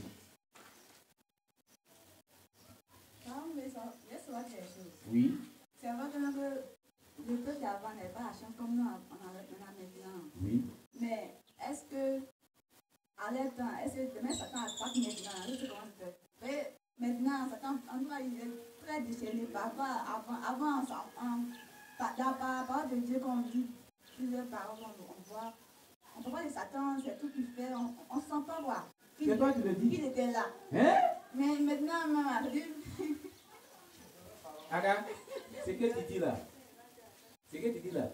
À l'instant là, l'esclavage qui vivait là, toi tu vois lire ça. Pendant 430 ans, c'était une œuvre du diable. À l'instant là, les gens sacrifiaient leurs enfants à l'autel, publiquement. De nos jours, je ne sais pas publiquement, il y a les ritualistes qui le font dans le secret. Tu comprends? C'était plus pire. Je ne dirais pas que c'était plus pire. Parce que Ecclésiaste 5, verset 15 nous dit, ce qui est, a été. Ce qui sera, a été. Et Dieu ramène ce qui s'est toujours passé. Tu comprends? Ecclésiaste 3, verset 15. Faut prendre, tu vas lire. Prends Ecclésiaste 3, verset 15. Gardons notre page de notre méditation. Et tu vas lire. Ecclésiaste chapitre 3, verset 15. Ce qui est, a été. Ce qui sera, a été. Et Dieu ramène ce qui s'est toujours passé. La version Louis II, c'est ce qu'elle nous dit. Donnez à Kaïm, va lire. Vous donnez, va lire. La version Louis II. Je lis la parole de Dieu. Ecclésiaste chapitre 3, verset 15. Ce qui a été. Ce qui est. Ce qui est a déjà été. Ce qui sera a déjà été. Et Dieu ramènera ce qui est passé. Et Dieu ramène ce qui s'est toujours passé. Donc, on va dire que les attaques du diable de nos jours sont plus pires que ce qu'avant. C'est ce qui est la vérité. Ce qu'on dit l'attaque, là, ça a été aussi dans le passé. Et aussi, ça a dit aussi, ils ont vécu les mêmes choses aussi. C'est vrai que pire que nous. Amen. Amen. Amen. Nous continuons. De nos jours, Dieu s'adresse à toute personne car il a dit dans ces versets qui suivent. Vous allez noter Jérémie 33, verset 3. Jérémie 33, verset 3. Job 33, verset 14 à 18. On va les lire ensemble tout à l'heure. Job 33, verset 14 à 18. Actes, chapitre 2, verset 15 à 18. Actes des Apôtres, chapitre 2, verset 15 à 18. Joël, chapitre 2, verset 28. Joël, chapitre 2, verset 28. Et Zacharie, chapitre 12, verset 10. Il y en a de plusieurs, mais j'ai pris seulement les quelques versets. Amen. Zacharie. Zacharie, chapitre 12, verset 10. Donc, non, de nos jours, Dieu s'adresse à toute personne car il a dit dans ces versets qui suivent. On va lire Jérémie 33, verset 3, premier verset. Bon, on va chercher pêle-mêle, quelles que soient les versions. Je vais partager les versets bibliques. Ézéchiel, tu nous lis Jérémie 33, verset 3. Une autre personne prend Job 33, verset 14 à 18. Jémima, prends Job 33, verset 14 à 18. Notre frère qui est de l'autre côté, il va prendre Acte 2, verset 15 à 18. Et puis, Paulin, Joël 2, verset 28 et Akar, Zacharie 12, verset 10. Voilà. On y va, Ézéchiel. Crie vers moi et je te répondrai. Pardon? Crie vers moi Crie vers moi et je te répondrai. et je te répondrai. Et je te déclarerai des choses grandes et cachées que tu ne connais pas. Et je te déclarerai des choses grandes et cachées que tu ne connais pas. Ça, c'est la version Ostebal. Crie vers moi. C'est-à-dire que la version lui suivant dit invoque-moi, je te répondrai. Je t'annoncerai des grandes choses, des choses cachées que tu ne connais pas. Jérémie 33, verset 3 nous dit cela. Amen. Mais il a la version Ostebal, la version qui est proche de l'anglais. Voilà, c'est la version de la Bible Ostebal. Elle est la version typique anglaise. Elle est proche de l'anglais. C'est une version qui est très très riche. Amen. Oui, Jérémie, va nous lire. Job 33, verset 14 à 10. Dieu parle cependant tantôt d'une manière, tantôt d'une autre, et l'on n'y prend point garde. Il parle par des songes, par des visions nocturnes, quand les hommes sont livrés à un profond sommeil, quand ils sont endormis sur leur couche. Alors, il leur donne des avertissements et met le sceau à ses instruments, à ses instructions, afin de détourner l'homme du mal et le préserver de l'orgueil. Verset 18. Afin de garantir son âme de la force et sa vie des coups du glaive. Amen. Oui, notre frère va nous lire Acte 2, verset 15 à 18. Acte chapitre 2, verset 15 à 18.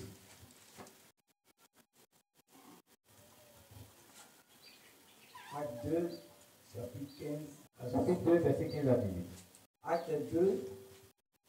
Acte 2, verset 15 à 18. N'est-ce pas? Oui. J'ai lu la parole de Dieu. Ces gens ne sont pas ivres, comme vous le supposez, car c'est la 3e heure du jour. Mais c'est ici ce qui a été dit par le prophète Joël. Dans les derniers jours, dit Dieu, je répandrai de mon esprit sur toute chair. Vos fils et vos filles prophétiseront, vos jeunes gens auront des visions et vos vieillards auront des songes. Verset 18. Oui, sur mes serviteurs et mes servantes, dans ces jours-là, je répandrai de mon esprit et ils prophétiseront. Amen. Alléluia. Aka bénédicte. Non, le frère Paulin va nous lire Joël 2, verset 28. La version 35 courante. Voilà, Joël 3, verset 1. Oui. Par la suite, dit le Seigneur, je répandrai mon esprit sur tout être humain. Vos fils et vos filles prophétiseront. Vos vieillards auront des rêves et vos jeunes gens des visions. Amen. Amen. Et Aka bénédicte va nous lire Zacharie 12, verset 10. Dans l'Ancien Testament. Je lis la parole de Dieu. Zacharie chapitre 12, verset 10. Alors je répandrai sur la maison de David et sur les habitants de Jérusalem un esprit de grâce et de supplication. Eux, ils tourneront les regards vers moi, celui qui ont percé. Ils feront sur eux. Ils pleureront sur lui comme on pleure sur un fils unique. Ils pleureront amèrement sur lui comme on pleure sur un premier-né. Amen. Amen. Dieu va répondre sur l'esprit toujours. Amen. Un esprit de supplication.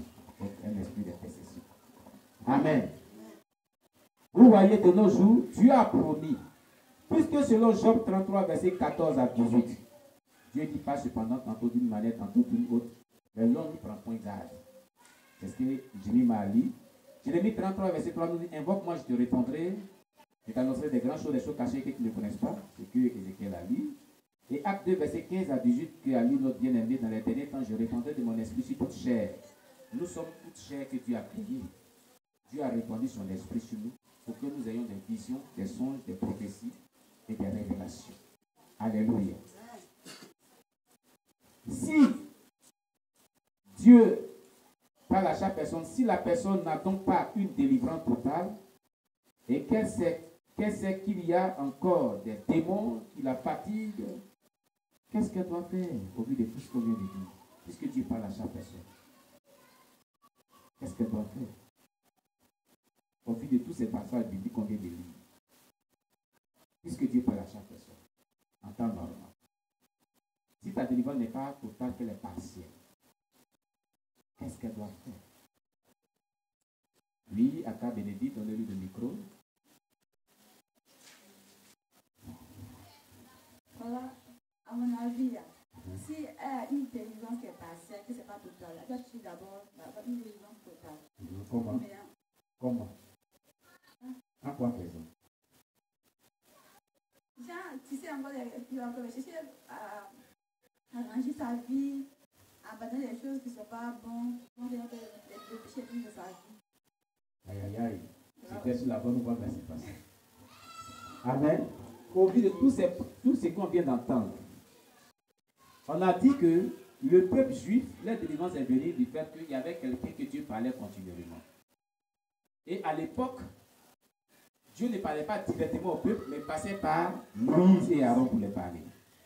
Ce n'est pas le cas de nos jours. De nos jours, Dieu nous parle nous tous directement. Et nous allons donner des preuves évidentes des versets bibliques. Nous sommes dans les derniers temps, Dieu a répandu son esprit sur toute chair. La délivrance est venue de ce que Dieu a dévoilé à Moïse, ce que Dieu devait faire dans le futur. Comment Dieu allait les délivrer, les plans d'action. N'est-ce pas? Dieu a parlé sur la Moïse, il a communiqué sur le peuple. Ils ont obéi, ils ont obtenu la délivrance. N'est-ce pas? Nous, de nos jours, Dieu nous parle directement. Il parle à tout être humain directement. Si nous avons maintenant une délivrance qui est partielle et que nous voulons qu'elle soit définitive, que devons-nous faire par rapport à tous ces versets qu'on vient de lire? Oui, mes frères me parlent. Nous devons établir une relation propre, Oui, sincère oui. avec l'Éternel. C'est vrai, mais ça fait partie, c'est au début, mais ce n'est pas tellement complet. Oui, mon avis, nous devons chercher véritablement l'Esprit de Dieu. Comment? Oh là là. Avoir une vie d'obéissance. C'est ce qu'il vient de dire. Maman veut parler, ben, c'est la même chose. Seigneur Jésus, bon, je vais vous aider. On a dit que Moïse, le peuple là, Dieu ne les parlait pas directement. Comment ils ont reçu la délivrance? Cela est venu parce que Dieu parlait à quelqu'un. Et cette personne développait une relation bonne avec Dieu. Il était soumis à Dieu. Donc Dieu a fait de lui son intime. Donc Dieu lui a dévoilé comment il devait être délivré définitivement. Il a annoncé cela, le plan d'action de Dieu. C'est pas ce qu'on a dit. Parce que lui seul, il attendait la voix de Dieu. Maintenant que nous tous, on attend la voix de Dieu. Moi, je connais qu'il était parmi eux, et puis moi aussi, j'attendais la voix de Dieu. Et puis ma délivrance n'était pas quelque chose total. Qu'est-ce que j'ai fait? Est-ce qu'il allait voir Moïse? Qu'est-ce qu'il doit faire? Oui, donnez-lui le micro. Je l'ai dit. Il était soumis à la parole de Dieu, à l'esprit. Mais comment? En mettant la parole en pratique. Oh là là, c'est vrai ce que tu as dit. Mais je vais lui demander à lui, Dieu, comment ma délivrance serait définitive? Puisqu'il me parle. On a donné les versets bibliques pour quoi? Pour vous prouver que Dieu nous parle tous aujourd'hui. Il dit, invoque-moi, je te répondrai. Je t'annoncerai les grandes choses, des choses cachées que tu ne connais pas. Comment ta délivrance serait définitive? C'est caché. Tu ne connais pas ça. Il me donne un verset biblique qui me dit, c'est quand je vais l'invoquer et je vais lui demander là dans la prière, il va me montrer ce qui est caché que je ne connais pas. Ma délivrance, comment je vais avoir sa délivrance si là est caché? Dis-moi. Vous ne comprenez pas ça? Alléluia. Amen.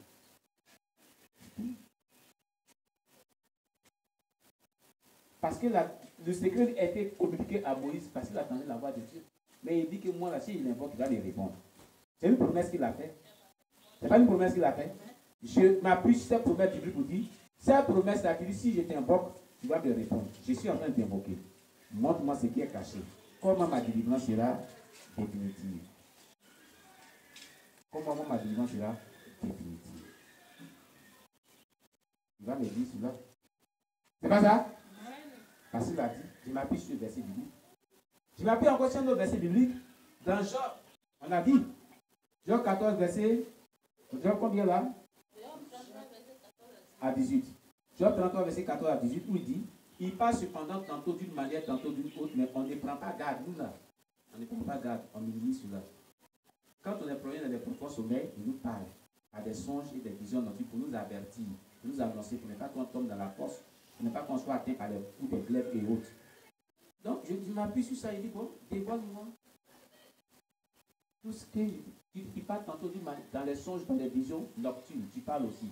Je vais aller dormir aussi. Je dors comme tout être humain. Quand je vais dormir, il faut me dire aussi. Il faut me parler aussi. Alléluia. Je m'appuie sur ce verset biblique. Je m'appuie aussi sur un autre verset biblique que Jésus a dit dans Acte 2, verset 15 à 18. Dans les derniers temps, je répandrai de mon esprit sur toute chair. Donc, tu répandis ton esprit sur moi aussi. Parce que toute chair. Toute chair. Je suis une chair que tu as créée aussi. Tu as répandu ton esprit sur moi. C'est ce que ça veut dire. Donc, ton esprit est sur moi. Ton esprit est un esprit de révélation. Qui dévoile ce qui est caché. Qui montre ce qui doit arriver dans le futur. Donc, dis-moi, comment je vais avoir ma délivrance définitive? C'est un problème qui prévaut dans ma vie là. Qu'est-ce qu'il faut? Quelle est la solution à ce problème? Nous sommes à l'ère prophétique. Nous sommes dans le temps de la dispensation où Dieu a répandu son esprit sur toute chair. Les chrétiens doivent être dans l'onction prophétique. Les chrétiens doivent marcher avec le Saint-Esprit. Ils doivent avoir cette onction prophétique en temps normal. Ils doivent vivre dans le prophétique. C'est pour cela que Paul a dit, aspirez aux dons les meilleurs et surtout aux dons de la prophétie. C'est obligatoire que tout chrétien doit avoir le don de la prophétie. Est-ce que quelqu'un m'écoute très bien? Quelqu'un a compris ce que je suis en train de dire? Gloire à Jésus. Alors, la méthode est quoi? Elle doit se repentir. C'est ce qu'avait dit Jérémie, c'est ce que d'autres avaient dit au départ. La personne qui veut que Dieu lui révèle sa délivrance définitive doit se repentir de tout péché, se soumettre à la parole de Dieu et s'appuyer sur ces versets bibliques afin de demander à Dieu de lui dire comment parvenir à sa délivrance définitive. Si elle n'a pas de réponse, elle doit rencontrer un homme ou une femme de Dieu, que Dieu parle véritablement, qui vit une vie d'intimité avec le Saint-Esprit. Cette personne interrogera le Saint-Esprit et aura une réponse pour cette personne. Si cette personne suit cette réponse, elle aura gain de cause. C'est-à-dire, elle aura sa délivrance définitive. Amen. Donc, si tu essaies toi-même que tu n'y arrives pas, alors, trouve-toi un homme de Dieu ou une femme de Dieu que Dieu parle véritablement et qui développe cette relation d'intimité avec Dieu. Va le voir et demande-lui, il va te diriger, il va te dire ce que Dieu te dit, il dira ce que tu dois faire, que tu sois délivré. Amen, amen. Gloire à Jésus. Dieu nous bénisse. Lorsque Moïse a dit du verset 1 à 4, attendez, je viens introduire.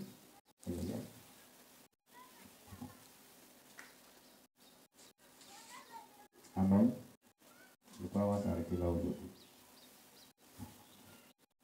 Dimanche, on va faire la suite. La suite est très intéressante. Ne manque pas dimanche prochain. Parce qu'il y a une dit, c'est un chapitre très long, puisque c'est une méditation, c'est une étude qu'on fait systématiquement tous les dimanches. La suite, on aura ça dimanche prochain. Mais si on a eu, si tout, comme la connexion est coupée, quand on va payer les 25 000 francs, on va, comme on a l'habitude de faire, mettre ces messages sur notre chaîne YouTube. Donc vous pouvez vraiment, à tout moment, consulter la vidéo sur YouTube et l'enseignement intégral. Amen. Mais pour le moment, comme on n'a pas encore payé les unités à l'ISO, à Orange, donc la vidéo sera plus conservée. On va mettre ça sur le disque dur de l'ordinateur. Amen. Dieu nous bénisse. On a fait notre étude de manière partielle parce que c'est un long chapitre. Voilà, il a 30e verset. Alléluia. Et nous allons progressivement le scruter pour pouvoir tirer son meilleur de lui-même ce chapitre et puis recevoir les autres enseignements qui nous sont adressés. Amen. Que Dieu nous bénisse. Au vu de tout ce que nous venons d'entendre, bien-aimés, sur quoi Dieu a attiré ton attention? Qu'est-ce qui t'a beaucoup marqué dans cette étude? Qu'est-ce qui t'a touché? Qu'est-ce qui t'a plu? Sur quoi Dieu a attiré ton attention te concernant personnellement? Qu'est-ce qui t'a touché? Quand tes amis, tout ce qu'on vient de voir, qu'est-ce qui t'a plu? Qu'est-ce qui t'a plu? Qu'est-ce que tu retiens de fort? Sur quoi Dieu a attiré ton attention?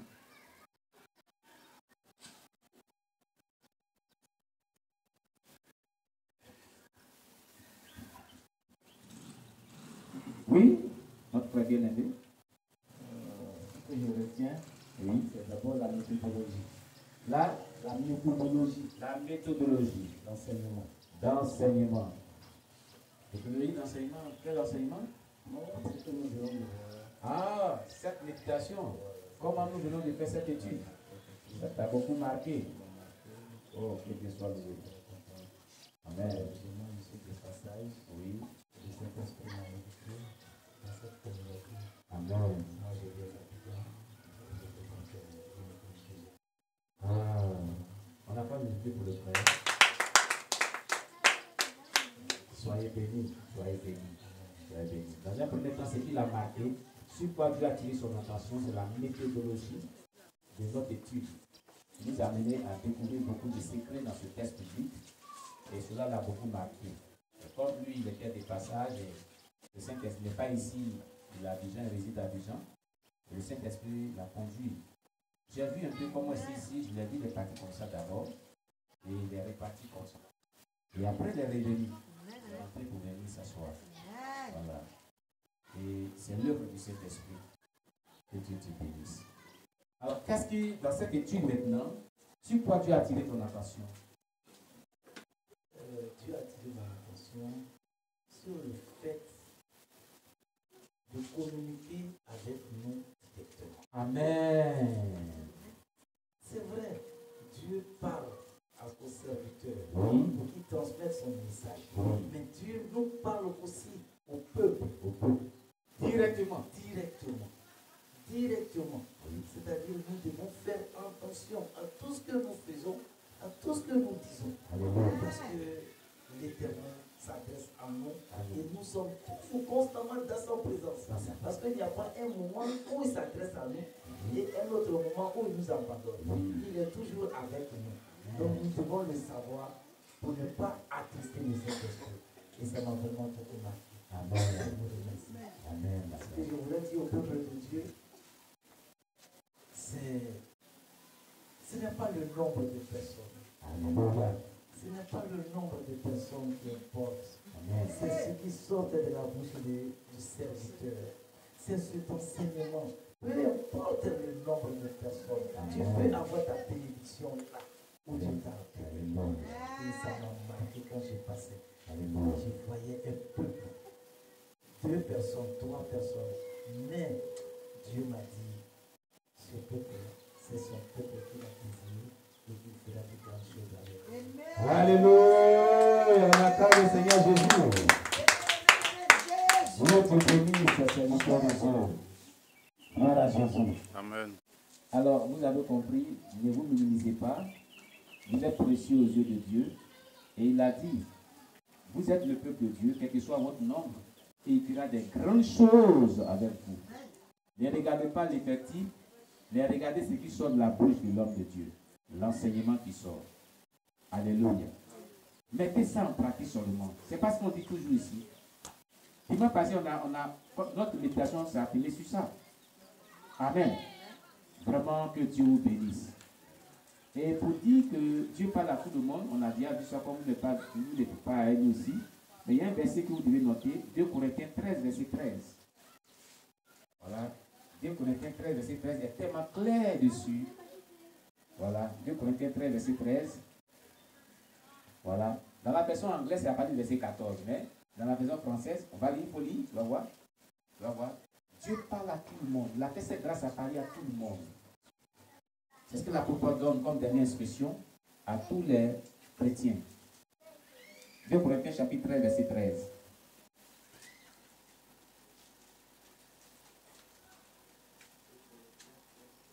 Oui, donnez-lui le micro.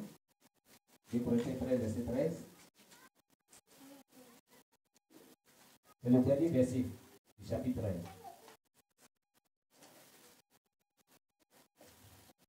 2 Corinthiens chapitre 13, verset 13. Que la grâce, Que la grâce du Seigneur Jésus-Christ, l'amour de Dieu et la communication du Saint-Esprit soient avec vous. Vous tous. Vous voyez, on dit la communication du Saint-Esprit soit avec vous tous. Pas seulement au pasteur. Mais tous ceux qui font partie du corps de Christ, ils doivent communiquer avec le Saint-Esprit. C'est-à-dire, ils doivent dialoguer, converser. C'est avec son ami intime qu'on parle à tout moment. Donc, il doit à tout moment dialoguer avec le Saint-Esprit. Une grâce qui est à la portée de tout enfant de Dieu. À l'époque, c'était à la portée de Moïse seulement, mais de nos jours, cela est à la portée de tout le monde. Tous ceux qui croient en Jésus-Christ. Dieu vous bénisse. Qui d'autre a été marqué par cette étude et ce qui l'a vraiment touché? Sur quoi Dieu a-t-il attiré ton attention? Qu'est-ce que tu comprends de cette étude? Qui d'autre? Oui, Paulin veut parler. Il a fait une remarque. Paulin a fait une remarque. verset 15, Oui. le Seigneur dit à Moïse, Oui. pourquoi m'appelles-tu à l'aide? C'est pour dire quoi? Il nous a tout donné, il nous a donné les armes. Oui. Mais nous sommes chancelants. Oui. Notre foi balance. Oui. Parce qu'il avait déjà dit à Moïse ce qu'il allait faire. Oui. Et voilà que on prie encore à lui. Oh. Donc, il faut qu'on raffermisse Oh. notre marche avec lui. Amen. Il ne faut pas qu'on soit tremblant. Mhm. Il ne faut pas qu'on doute. C'est tout. Voilà ce qu'il a marqué. Amen. Que le nom de Dieu soit béni. Oui, qui d'autre? Qu'est-ce que tu retiens? Oui, maman pasteur, elle a quelque chose à dire. Moi, ce que j'ai vécu, c'est que les filles de nous parlent. Parce que quand ils ont cité Jésus à la croix, là, la Bible dit que parce que moi, là, que je vois les péchés, Et tout est j'ai accompli. accompli. Voilà, ça veut dire que c'est maintenant les prophètes, là, eux, c'est moi que Dieu va parler. Oui. Donc, Dieu maintenant, à comment parler, à discuter, parler, comment à ces enfants que nous sommes. Oui. Donc, maintenant, le Saint-Esprit qui est là. Oui. Donc, par rapport maintenant à ta délivrance, à ta grâce spirituelle, je vais te Ou la situation qui prévaut dans ta la vie. situation qui doit dans la vie, je vais te dire le coup à l'homme de Dieu. Mais tout ne va être centré maintenant sur l'homme de Dieu. Mais toi-même, de manière personnelle aussi, tu peux vraiment demander à Dieu. Tu peux vraiment t'adresser avec lui par rapport à ta situation, la délivrance. Voilà, pour que vraiment le Seigneur te parle. Amen. Voilà, et en faisant les instituts, vraiment chercher ta délivrance de Amen. manière personnelle aussi, Oui. avec le Seigneur. Amen. Voilà ce que j'ai compris. Alléluia.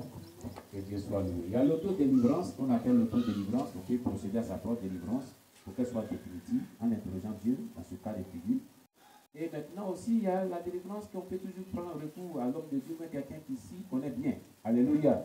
Voilà. C'est-à-dire ces deux méthodes-là, soit peut être employées, mais soyons ouverts à l'action du Saint-Esprit. Amen. Laissons-nous guider par le Saint-Esprit en toutes choses. Alléluia.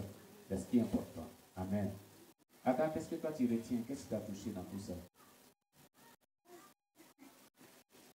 Si toi tu as attiré ton attention en cas de débit, Vraiment, j'ai vu quelque chose. Voilà, d'abord, il m'a pris bien. oui. C'est Jérémie 33, verset 3. Ah. Il dit, invoque-moi et je te répondrai. Je Mhm. te de grandes choses. Les choses cachées. cachées que tu ne connais pas. C'est pas C'est pas dire mes peurs. ça qui est clair beaucoup.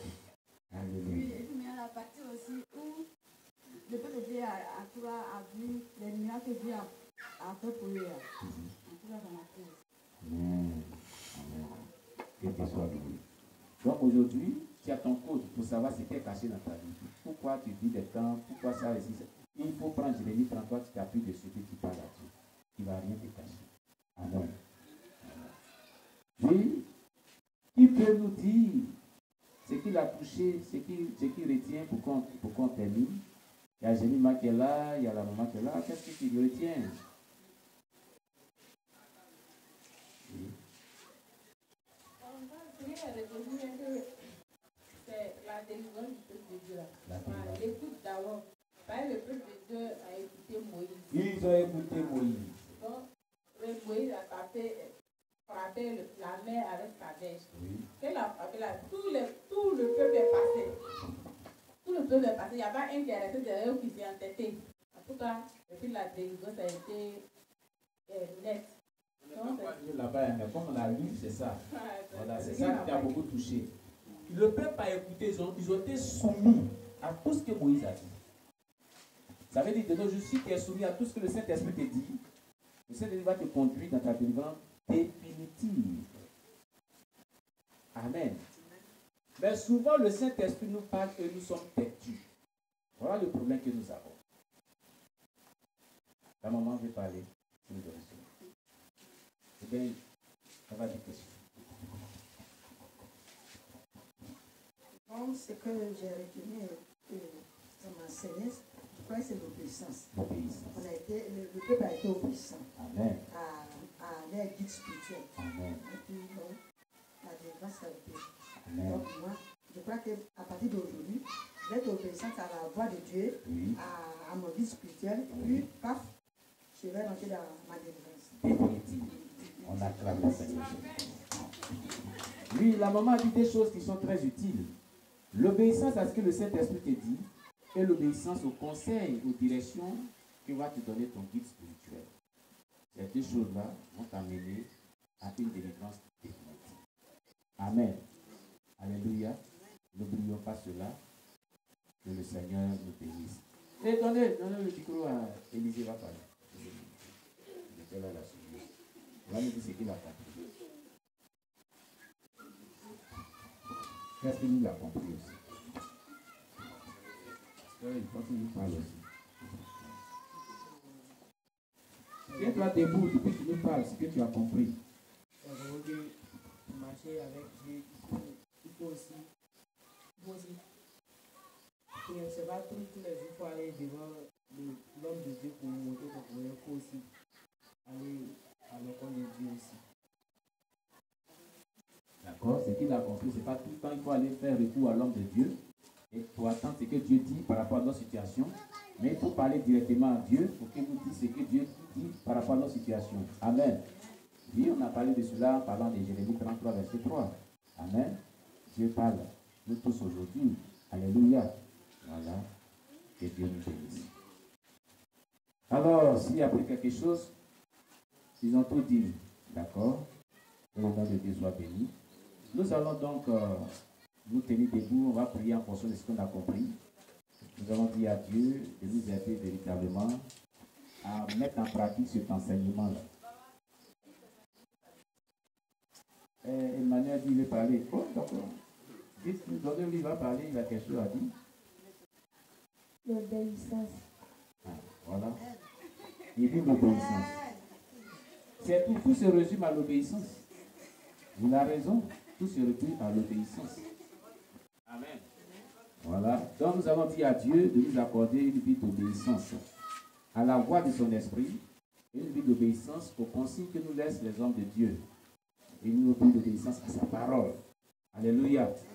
Voilà, prions le Seigneur notre Dieu. Seigneur, nous te rendons toute la gloire pour cet enseignement que nous venons de recevoir de toi. Tu nous as édifiés ce matin. Tu nous as fait comprendre ta parole profondément. Seigneur, aide-nous à mettre en pratique ta parole. Aide-nous, éternel Dieu, à obéir à tout ce que nous avons reçu de toi. Donne-nous un cœur soumis aux enseignements. Donne-nous un cœur soumis à ton Esprit Saint. Parle-nous, éternel Dieu, véritablement. Oh Jésus-Christ. Car sans l'obéissance, nous ne pouvons pas vraiment rentrer dans la gloire. Seigneur, aide chaque personne à mettre en pratique tout ce que nous venons d'entendre.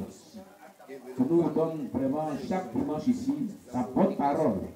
Mais nous devons vraiment vivre selon cette parole pour que ton nom soit glorifié, pour que ton nom soit magnifié. Gloire à toi, l'agneau de Dieu. Sois béni notre Dieu. Sois exalté notre Dieu. Au nom de Jésus-Christ. Amen. Soyez bénis au nom de Jésus. Alors, bien-aimés, on va passer à la louange. On va louer le Seigneur. Et nous allons passer la suite de notre programme de ce culte de ce dimanche. Alors, que Dieu vous bénisse.